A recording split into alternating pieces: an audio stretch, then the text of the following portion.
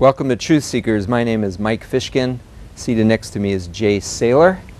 And tonight is May 31st, 2008, so Saturday night. So if you're watching here in Portland, Oregon, May 31st, 2008, that means we're live. If you've got a telephone at home, you can call us and talk to us if you want about spiritual, philosophical things, the evidence for why we're here and evidence for where we're going, if you have any, or if you doubt it.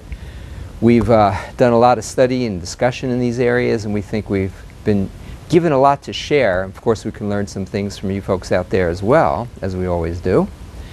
Last week, we showed a program, Jay, you recall, on end-time prophecy.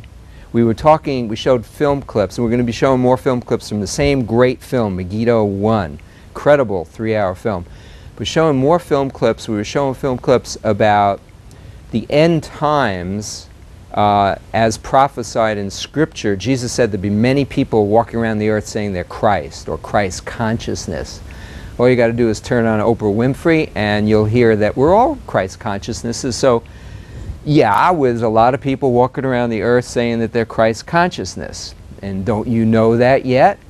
And we've shown a lot of film relating to that, talking about how a lot of these people channel spirits that are giving them all this information. So that's one of the end-time prophecies that Jesus gave, many false Christs or Christ consciousnesses around.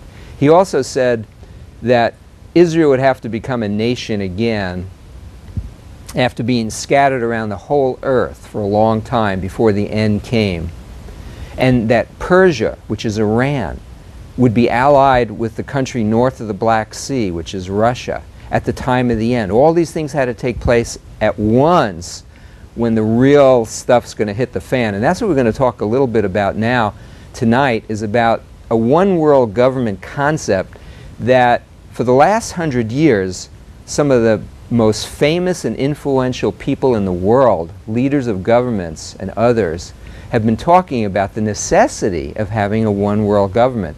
I'd like to give you a quote or two, and then we're going to show a film clip with a whole bunch of quotes of so many of these people talking about no more sovereignty for nations. You're going to be surprised. Here's a quote. This guy was one of the most influential people in the 20th century, leader of a country, not America, and he said, "The creation of an authoritative world order is the ultimate aim toward which we must strive." An authoritative world order, that means it has authority over everything, a world order, that we all have to strive towards it. And the name of the guy who said that? Sir Winston Churchill.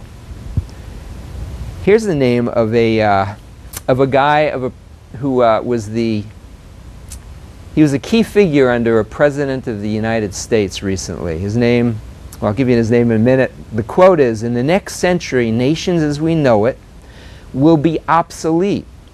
All states will recognize a single global authority. National sovereignty wasn't such a great idea after all. Get rid of it, national sovereignty. We're going to have a single global authority," he said. He was Deputy Assistant Secretary of State under Bill Clinton. Now, I tend to believe Bill Clinton believes the same thing, as does his wife Hillary. As I tend to believe, so does Barack Obama. And I tend to believe that George Bush believed the same thing. McCain, I don't know where Senator McCain's at with this stuff, but so many of these world leaders believe that we should be under one authority. Jay, you were going to...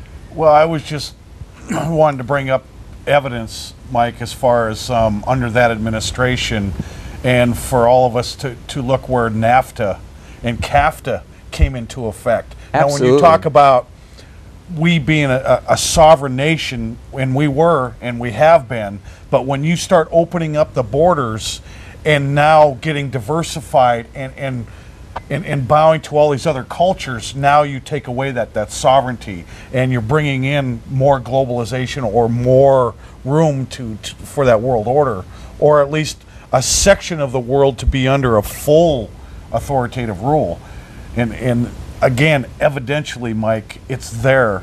And if so, that kind of backs up what that guy said. It sure does. And you know, who would have thought this would happen ever? And it was prophesied way, way back then. I mean, God says He's going to tell the future before it happens, and He's done it in so many other ways that have been fulfilled.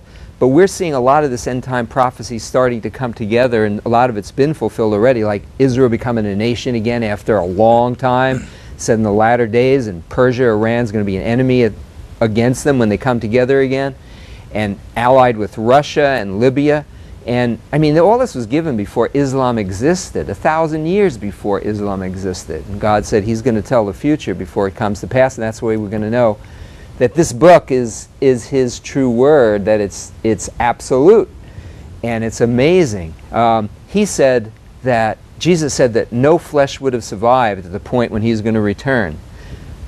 When He said that 2,000 years ago or so, all they had were bows and arrows and spears and rocks to chuck at each other. And He said no flesh would have survived. All flesh, all humans would have died. How could He have known that back then? How could they have known the alignment of nations? I mean, it could have worked out where Israel might not have become a nation again, or if it did, it could have been that Iran, Persia, would be a friend of Israel rather than an enemy. I mean, they were friends with Israel under Cyrus for a while. They were friends under Darius. And, you know, it indicates that, too, at one point, all the nations of the world are going to come against Israel, which is really weird. And certainly all these nations that we're talking about here in Ezekiel, it says, you know, Persia and Libya and the uttermost north countries. Magog. Well, Moscow, Tobolsk, Tubal, Rosh, it says they're going to be allied with, Russia's going to be allied with these countries. And so how would they know that? I mean, that these would be the most powerful enemies of Israel. I mean, the United States could have ended up, I mean, these prophecies were given over 2,000 years ago. The U.S. could have been the biggest enemy of Israel. Russia could have been the biggest friend of Israel. You know, it could have been South America that could have had a country. Well, it could have been England. It could have been anything, or any part of the globe, but it works out just perfectly, all in the right timing. Well, Mike, even one, the odds are astronomical, and you just brought in 4 or 5.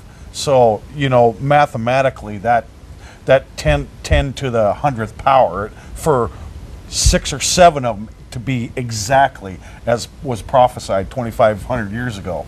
Just incredible numbers. You ask any mathematician that's looked into it for the odds of those coming true. And all that would have to do to disprove that there is a God speaking through this book, the Bible, would be to get these prophecies all wrong. Just one of them wrong. You know, and we've got a time now where no flesh could, you know, where we could wipe each other out through nuclear or biological weapons, weapons of mass destruction. So all of this is coming together at the same time, weapons of mass destruction coming together at the same time as all these nations being allied at Israel coming together again as a nation, with people talking about this one world government which is going to come into play. Well, and that was the one side note I wanted to bring in.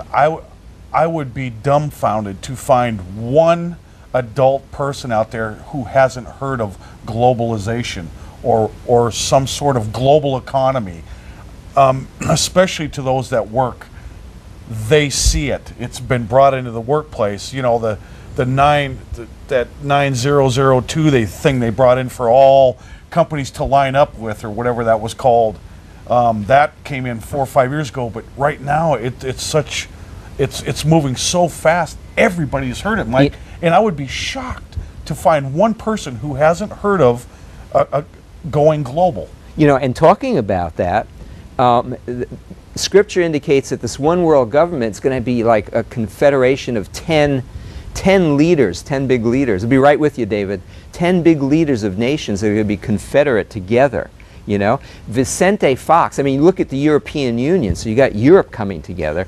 You've got a bunch of leaders. The Americas. Now, Vicente Fox, I heard him on TV say this a few months ago. He said that he was, you know, asked about Canada, the U.S., and Mexico becoming one nation together. He said, well, that's the plan eventually. He said, but right now we're just going to have open borders, just like they have open borders in Europe. And so there's going to be all of this. And doesn't it make sense that rather than trying to get a world together as one at once, bring them together in sections, then it's much easier to bring them all together.